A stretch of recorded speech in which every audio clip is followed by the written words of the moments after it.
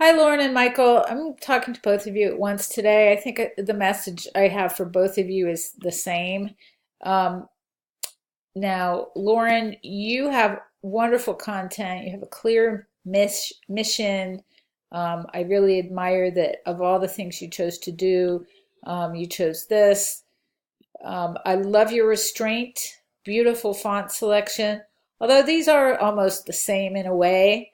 Um, Michael also has shown wonderful restraint. He's got a decorative font and then a supporting sans serif that is almost decorative. So there's a lot of contrast there. Lauren, you might consider one decorative font, even if that's like a handwriting font. It might be a nice contrast to this very serious, like avant-garde, thin and bold. And the reason I say that is because in animation, animation is different in graphic design in that good animation sort of tells a story. It has a beginning, a middle, and an end. And I'm not, of course, I'm not talking literally, but even with successful kinetic typography pieces, there's sort of a slow build up, and then there's the exciting message, and then it kind of closes out. So think about that as you put these pieces together. Lauren, yours is going to be very serious, and you've got all these messages, but you want to give the viewer some contrast. Think about websites from the early 80s. Let me get one up here. Okay, I should have said early 90s. I'm getting my decades mixed up. So what's horrible about these is there's no beginning, middle, and end. There's just a sameness. So as you put your piece together, if you have line after line of serious, serious, serious, it's going to have this sort of effect on the viewer.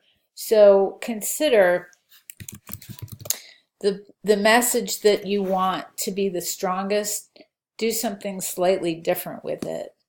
There's some really beautiful fonts here that look like handwriting. So maybe one element like call today could have a little bit more of a human effect. And Michael, you might be asking, why are you including me in this? So you get that too because you have a lot of content here. It's too much. The only way you'd be able to do all of this animation is if you had it go on the screen line after line after line, and then there wouldn't be time for any sort of animation or build up. So consider just using your favorite chunk of this song or poem and then animate that. You have gone through and I'm not sure, it's a group. All right, so go through and look at kinetic type and see, what the actual content is. You'll see that there's really uh, not a ton of content, and if there is, they worked on it much, much longer than you are allowed to.